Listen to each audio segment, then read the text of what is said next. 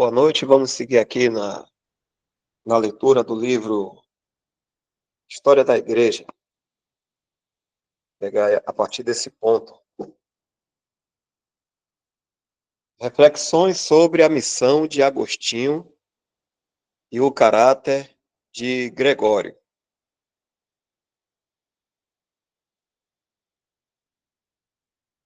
Agostinho de Cantuária é mencionado por alguns historiadores como um cristão devoto.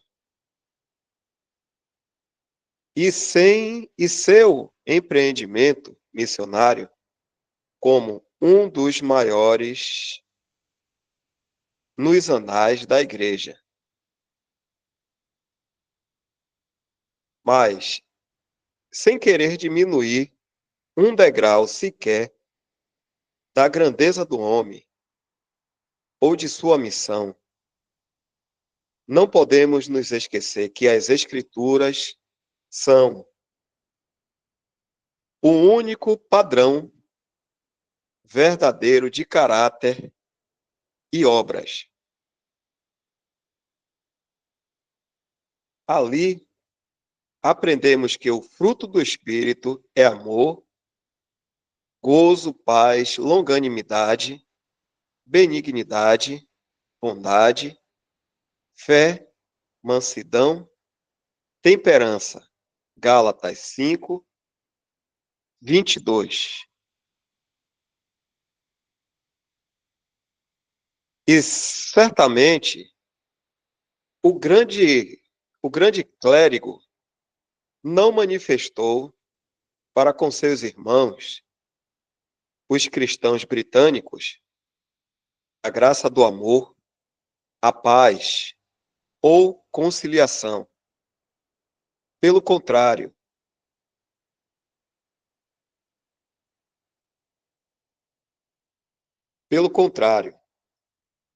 ele era orgulhoso,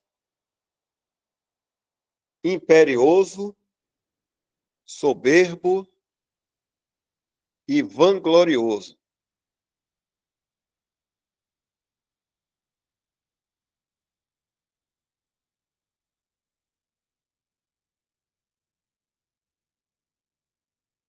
Esses sérios defeitos em seu caráter não eram desconhecidos a Gregório, como ele diz em uma carta endereçada a ele. Eu sei que Deus tem realizado, através de você, grandes milagres entre o povo. Mas lembremos-nos de que, quando os discípulos disseram com alegria ao Divino Mestre, Senhor, pelo teu nome até os demônios se nos sujeitam, ele lhes respondeu: alegrai-vos antes por estarem os vossos nomes escritos nos céus.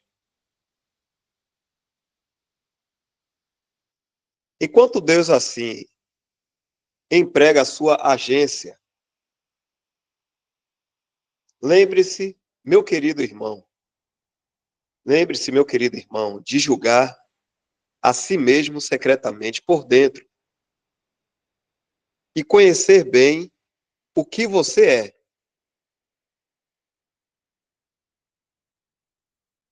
Se você ofendeu a Deus em palavras ou ações, preserve essas ofensas em, em seus pensamentos para reprimir a vanglória de seu coração. E considere que o dom de milagres não lhe é concedido por si mesmo, mas para aqueles cuja salvação você está trabalhando para conseguir. Em outra carta, ele o alertou contra a vaidade e pompa pessoal e lembrou-lhe que o Pálio de sua dignidade devia ser usado no serviço da igreja e não para ser colocado em competição com o púrpura, com a púrpura real nas ocasiões estatais.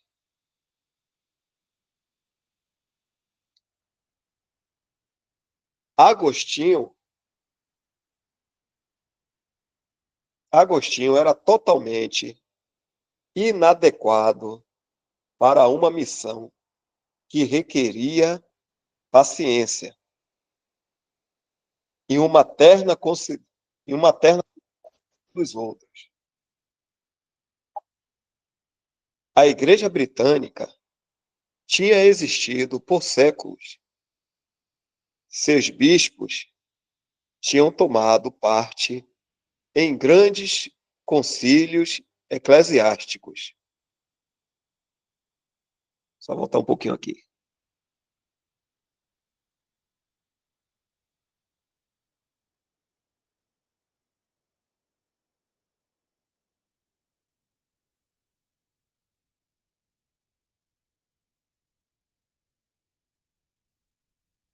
Então, seus bispos tinham tomado parte em grandes concílios eclesiásticos e assinado seus decretos.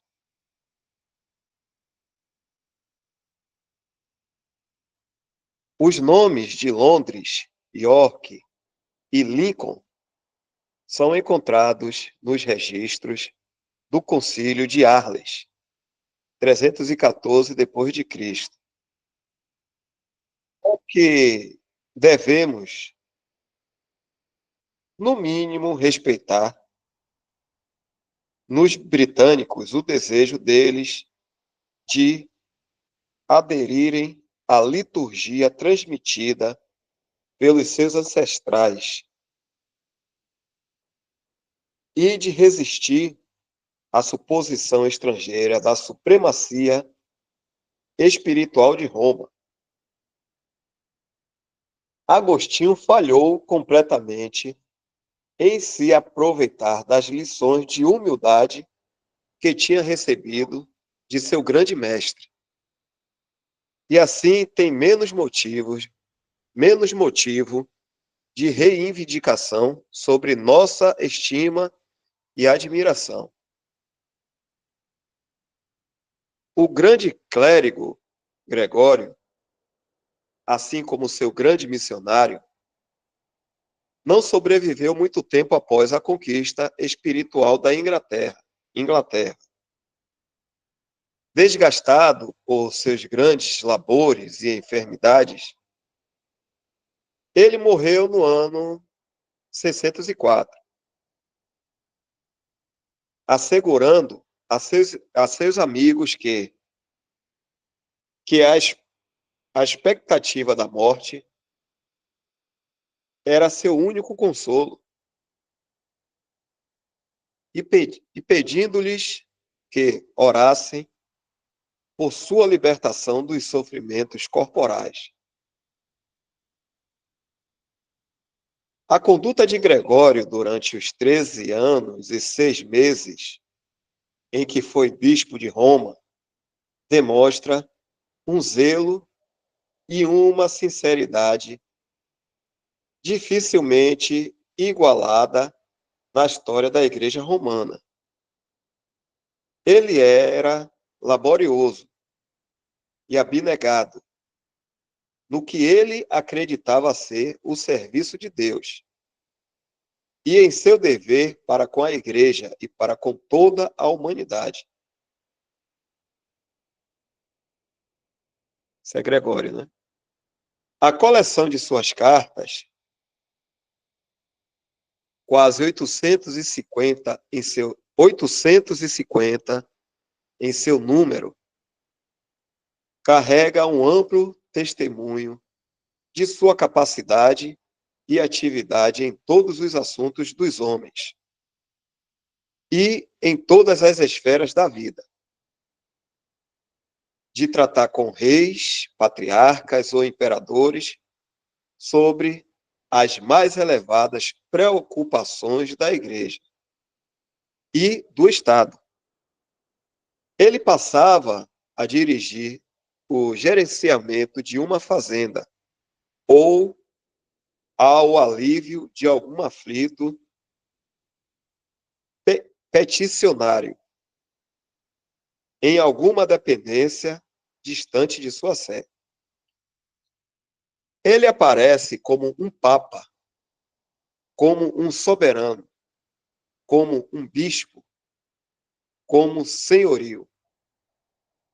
Ele toma medidas para a defesa de seu país, para a conversão dos pagãos, para a repreensão e reconciliação dos cismáticos, etc. Mas, não obstante as variadas excelências de Gregório, ele era profundamente infectado com os princípios e o espírito da época em que vivia. O espírito de Jezabel estava evidentemente trabalhando ainda em sua juventude. Em vão, procuramos por qualquer coisa parecida com a simplicidade cristã na Igreja de Deus dessa época. Não podemos duvidar da piedade do próprio Gregório, mas, como um eclesiástico, o que ele era?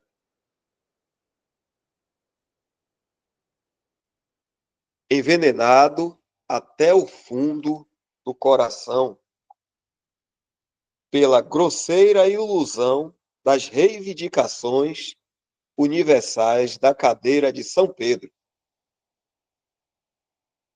Ele não podia arriscar nenhum rival, como vemos em sua oposição determinada e amarga às pretensões de João de Constantinopla. E o que era ainda mais tenebroso, vemos o mesmo espírito em sua exultação ao saber sobre o assassinato do imperador Maurício e sua família pelo cruel e traiçoeiro Flávio, simplesmente porque Gregório presumiu que Maurício fosse culpado do que ele considerou heresia. Ao que parece, Maurício apoiou o que Gregório julgou ser usurpação da parte de João, ao assumir o título de bispo universal. Mas mesmo sancionar tal afirmação não era qualquer pequeno crime na mente do pontífice romano. E assim foi com Gregório. Quando a notícia da sangrenta tragédia chegou a seus ouvidos, ele se alegrou. Pareceu a ele ser uma luz de dispensação providencial para a libertação da Igreja de seus inimigos. As próprias fontes de caridade parecem ter secado nos corações de todos os que já se sentaram em um trono papal, quando se tratava de rivais eclesiásticos. A justiça, a franqueza, a humanidade e todo o sentimento correto do cristianismo acabam cedendo às dominantes reivindicações da falsa igreja. Até mesmo Gregório se curvou e foi terrivelmente corrompido pela mulher Jezabel. Apocalipse, capítulo 2, versículo 20. Dá uma pausa aqui para possíveis comentários.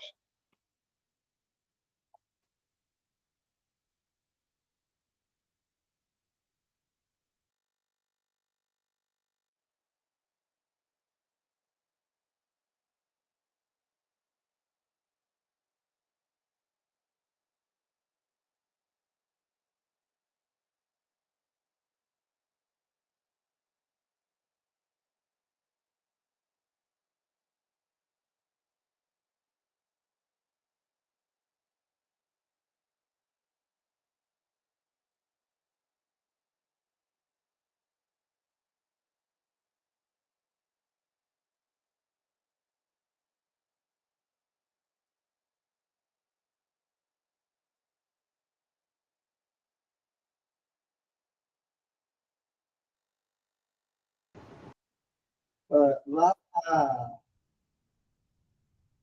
na carta da igreja de Tiatira, é falado assim, eu sei as tuas obras, né? Não são...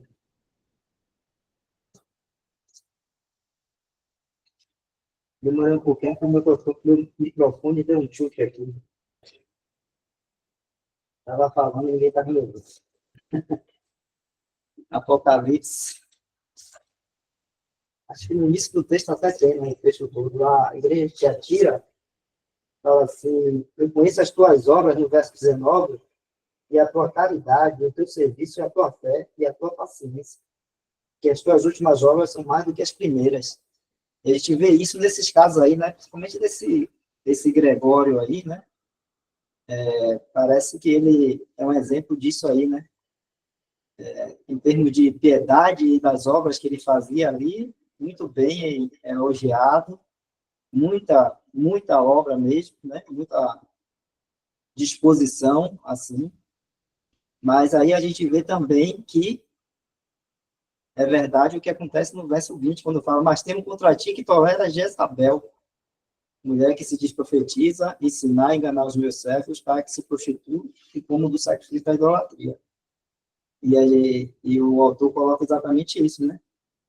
Apesar da grande piedade dele e das obras ali de piedade assim, de caridade, vamos dizer assim, né? Como os católicos são bem conhecidos, essas obras todas, ele tinha o coração dele ali, né? Fixado, né? Na questão do poder da ordem clerical, principalmente, né, no poder que ele estava posto ali sobre a Assembleia em Roma. E a gente vê ali no final, quando fala que ele ficou satisfeito quando o imperador lá de Constantinopla, né, foi morto e toda a sua família, só porque ele apoiou que o bispo lá de Constantinopla, da Assembleia em Constantinopla, né, tomou se nomeou como o bispo universal, roubando, né, dele, de Roma, do bispo ali de Roma, esse título. E aí ele ficou satisfeito porque esse imperador foi morto simplesmente porque apoiou esse outro bispo nisso, né? Tendo esse imperador e com certeza o próprio bispo ali, acho que foi João, né, o nome do bispo, o bispo João, tendo a esses como inimigos, né? E a gente fica olhando assim, como um cristão, o que leva, senão, esse espírito de Jezabel, é que leva a fazer com que um cristão olhe para o outro e o considere um inimigo a ponto de desejar a sua morte.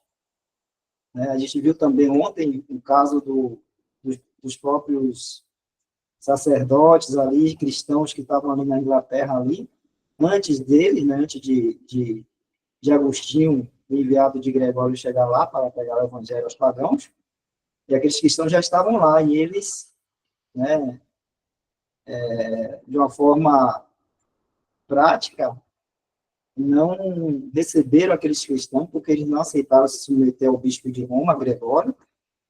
Eu não sei se nessa época aí, me parece que ainda não chamavam Papa, né? Chamava de bispo primário, ou bispo universal. O bispo que dominaria sobre os outros seria aquele que fosse o de Roma. Acho que esse título de Papa foi colocado depois. Mas a gente viu ali ontem como eles, né,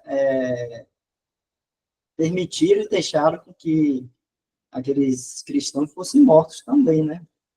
Então, que espírito é esse que leva a um cristão desejar a morte do outro, mesmo que o outro esteja uma heresia, né? Pregando uma heresia ou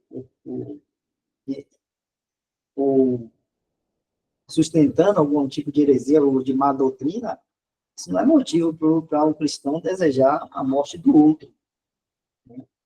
Nem mesmo a gente vai ver depois que eles não só desejaram, como eles puseram a mão em massa, né, e praticaram isso, o assassinato de cristãos.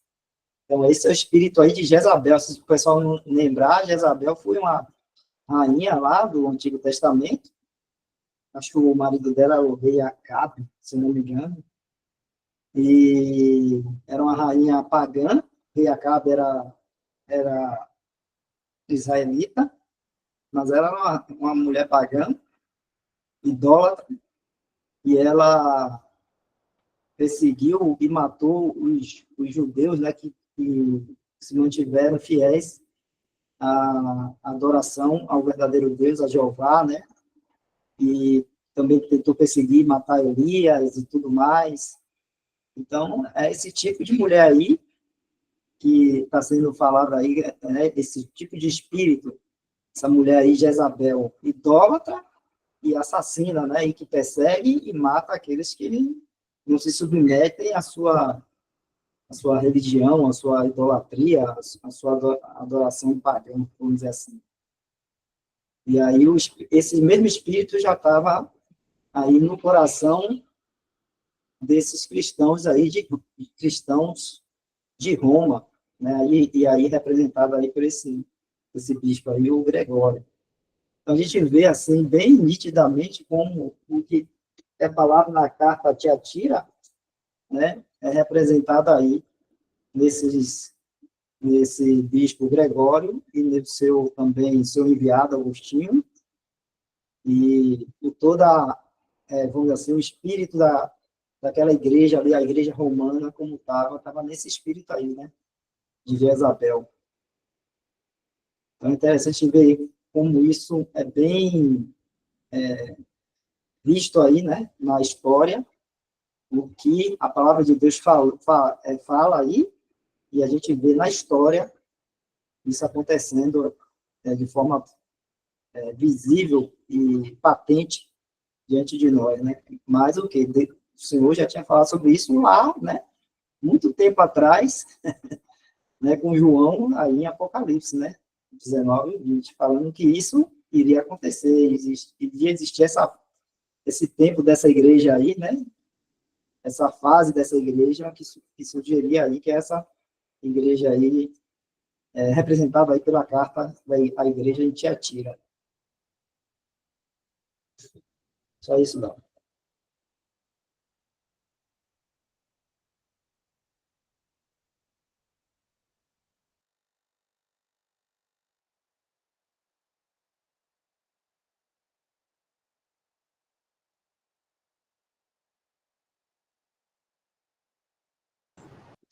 Só uma coisinha também, né? É interessante notar que quando fala da idolatria, a gente não pode se apegar simplesmente, somente àquilo que os católicos faziam muito, né? Que é fazer as imagens e venerar, como eles gostam de dizer, né? Na verdade é uma adoração, porque olhavam para as imagens, oravam pelos santos que aquelas imagens representavam, assim como lá na igreja oriental, em Constantinopla, eles tinham essa mesma prática, só que era com as pinturas, né? Não eram imagens estátuas, mas eram as pinturas que eram feitas nas igrejas, nos templos da igreja ali, e eles tinham essa mesma tipo de veneração, adoração, como Roma tinha pelas estátuas ali, representando os santos, né?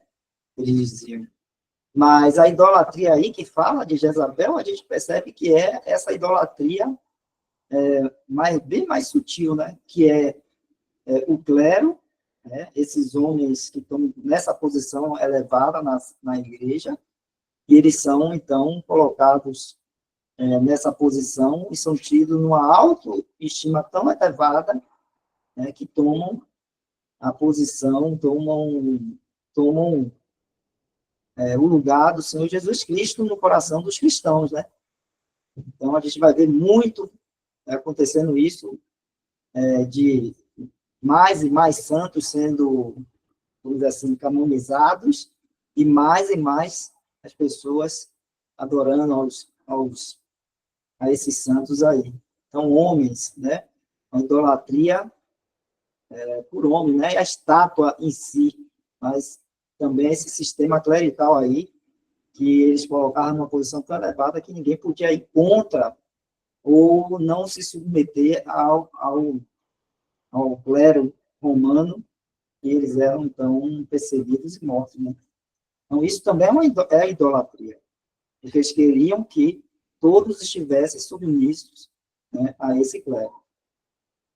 Claro que depois, muito representado ali pelo bispo de Roma, que depois vai ser chamado de Papa, e o pontífice maior, né, de toda a igreja ali, e eles queriam que todos, então, se submetessem a esse homem que representava, assim, todo o clero romano.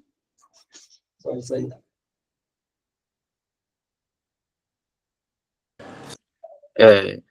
Eu acho também interessante em notar, observar o mal clerical, né? Quando ele empossado na igreja pelos próprios cristãos e, e eles, né, promovem, né, fazem um suposto trono, né, criam um suposto trono de Pedro, né, do apóstolo Pedro, e isso logo se torna o objeto de cobiça, né? Então, o que eu percebi que o texto está destacando também, né, que eles, piedosos, né, em fazer caridade, né, para os leigos, vamos dizer assim, para os leigos, se empenhando nessa caridade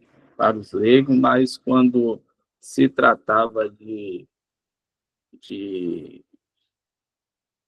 ameaças aos seus tronos, se tornavam os rivais, né? Então, já não tinha mais o fruto do Espírito para com aquele irmão, porque aquele irmão se tornou um rival, né? Por estar preterendo, querendo, né? O seu trono, né? Criado-se o clericalismo, né?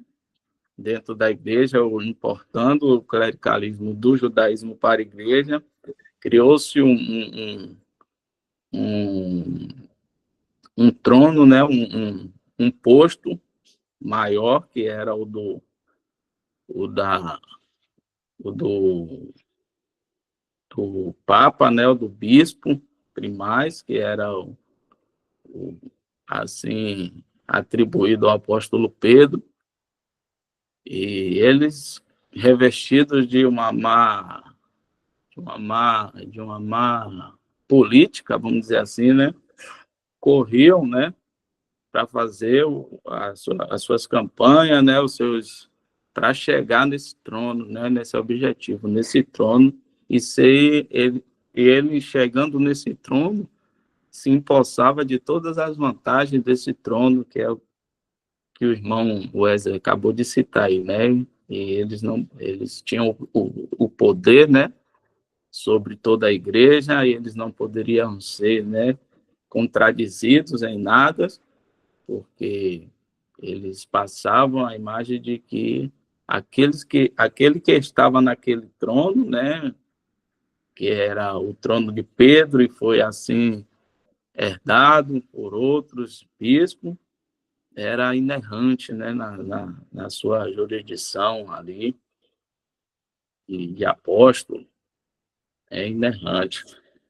Então, a gente vê isso acontecendo, né, o texto nos trazendo isso, que quando era irmãos que supostamente poderia ser um forte candidato ao trono, virava rival, né? Virava rival. Hoje a gente vê também acontecer isso, irmãos, na, na igreja protestante, né, digamos assim. A gente vê o clericalismo, né, na igreja protestante e a busca incessante pelos os cargos, né, criados pelo clericalismo e os irmãos, né, lutando entre si por esses cargos, por esses postos de poder, né? A gente vê isso, é muito triste, a gente observa, né, constantemente um irmão atacando outro irmão, aí simplesmente por causa de vanglória, de poder, de status, de domínio, né? E isso é muito triste. Tem.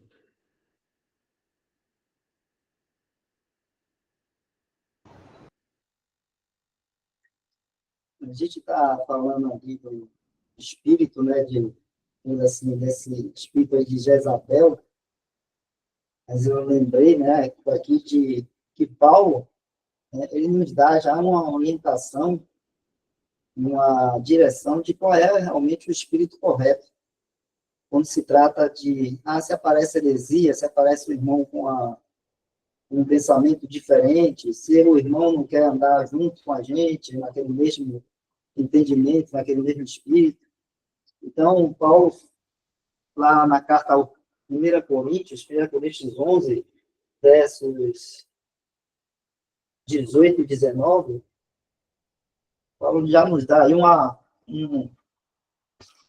uma direção, né, de como se portar. Não é ele fala assim, porque antes de tudo, ouço que quando vos ajuntais na igreja, há entre vós dissensões e em parte o creio. E até importa que haja entre vós heresias, para que os que são sinceros se manifestem entre vós. Então, você vê aí, Paulo, ele não fala que é para combater e, vamos dizer assim, dizer que o irmão se tornar um inimigo, aquela coisa toda. Não, né? Ele fala apenas que se existe essas coisas, é para que os sinceros se manifestem. Então, aí, na casa de Coríntios, é um dado, né? A gente sabe que a igreja está bem no início, não existia essas divisões que existiam nessa época que a gente está lendo aí da história, né? Já ali na época daquela história já tem a igreja oriental, a igreja ocidental, o bispo lá em Constantinopla, o bispo cá em Roma, então já havia essas divisões aí, né? E aí, na época, em Coríntios, aí não tinha essas divisões, mas você vê que é já uma semente, né, do homem, né, da carne do homem, de Satanás, sendo plantada ali na Assembleia para que houvesse divisões e dissensões entre os irmãos e tudo mais. No entanto, a gente não vê Paulo falando de se combater isso de forma como a gente vê ali nessa época da história que a gente está lendo, aqueles bispos ali de Roma, tratando daquela forma, né? A gente vê ele, como que dizendo assim, deixa na mão do Senhor, né? Os sinceros vão se manifestar. Então, aqueles que são sinceros, são verdadeiros, a gente nota um meio, né, entre aqueles que não são assim. A gente notando, a gente vai estar, né, andando, caminhando com aqueles que são sinceros. E os que não são sinceros, se não querem caminhar junto, deixa, né? Deixa. Mas não perseguir, virar inimigo, né? Querer o mal do outro, nada disso. Né? Isso aí não é um espírito cristão. Não é um espírito cristão. Eu lembrei desse texto aí, mas a gente sabe que nas outras epístolas tem muito mais outras orientações de Paulo, Pedro, né, João, Tiago, de como o cristão, qual é o verdadeiro espírito cristão, como ele deve se portar, mesmo diante, né, de divisões, de formação de grupos, diante daqueles que não querem caminhar junto, ou diante daqueles que vão trazer algum pensamento diferente. Então, nas epístolas, a gente encontra o espírito correto que o cristão deve ter com relação a essas coisas. Só isso mesmo.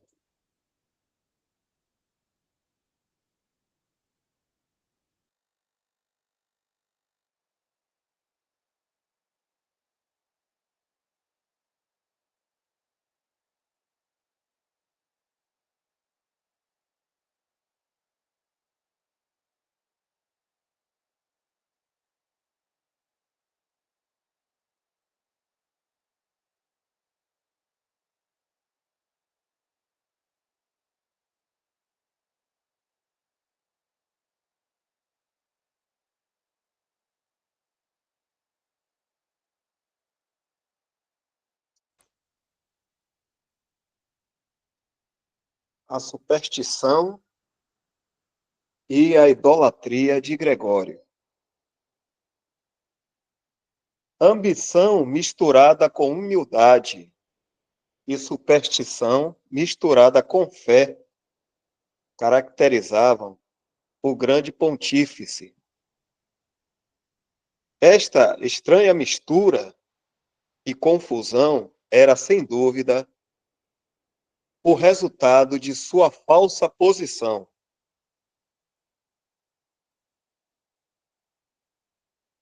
É difícil entender como um homem de tão bom senso pôde se tornar tão degradado pela superstição a ponto de acreditar na operação de milagres por meio de relíquias e recorrer a tais coisas para a confirmação da verdade das Escrituras.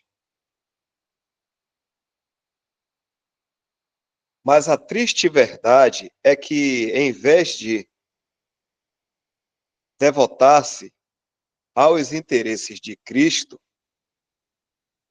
ele foi cego pelo grande e absorvente objetivo, os interesses da Igreja de Roma. Paulo podia dizer: uma coisa faço, e também uma coisa sei. Primeiro devemos saber que somos perdoados e aceitos. Então, fazer as coisas que agradam a Cristo é o elevado e celestial chamado do cristão. Para conhecê-lo e a virtude da sua ressurreição e a comunicação de suas aflições, sendo feito conforme a sua morte. Irmãos, quanto a mim, não julgo que haja alcançado, mas uma coisa faço, e é que, esquecendo-me das coisas que atrás ficam e avançando para as que estão diante de mim, prossigo para o alvo, pelo prêmio da soberana vocação de Deus em Cristo Jesus. Filipenses 3, versículo 10 a 14.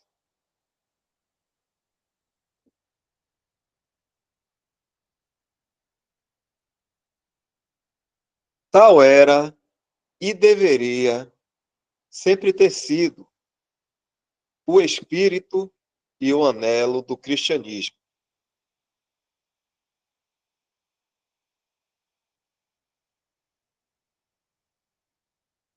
Mas o que encontramos ao final do sexto século? Uma pergunta, né? Mas o que encontramos ao final do sexto século? Qual era uma coisa que Gregório tinha em vista? Claramente não era as reivindicações de um Cristo celestial e conformidade com ele em sua ressurreição, sofrimentos e morte. Podemos seguramente afirmar que o grande objetivo de sua vida pública foi estabelecer, além de qualquer disputa, o Bispado Universal de Roma. E para este fim, em vez de levar almas a deliciarem-se nos caminhos de Cristo, assim como nele próprio, o que Paulo sempre fez, ele buscava fazer avançar suas reivindicações da sé romana pela idolatria e corrupção. Nem mesmo o espírito de perseguição estava totalmente ausente.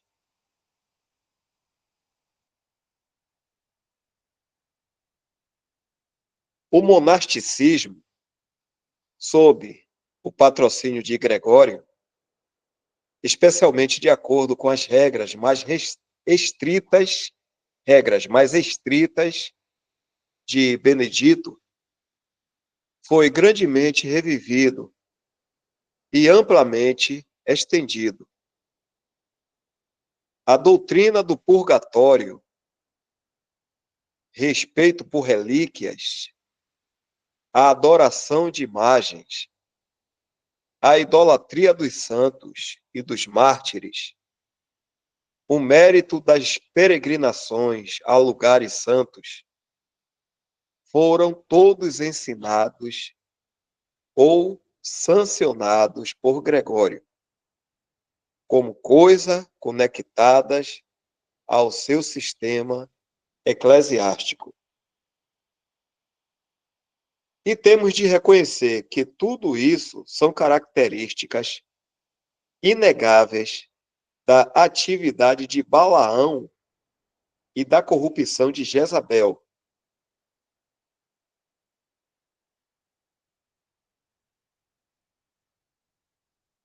Mas agora passemos ao século VII. A idade das trevas está próxima e tenebrosa, de fato, ela é.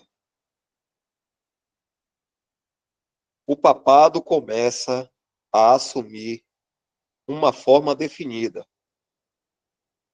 E, como chegamos em nossa história ao final de uma era do cristianismo e ao começo de outra, podemos fazer uma pausa proveitosa por um momento para fazer um levantamento geral do progresso do Evangelho em diferentes países.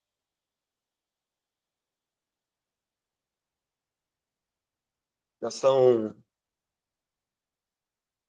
8h59, alguns segundos para 21. A gente pode deixar esse capítulo 14 aqui para a próxima reunião, se assim o Senhor permitir, se estivermos aqui.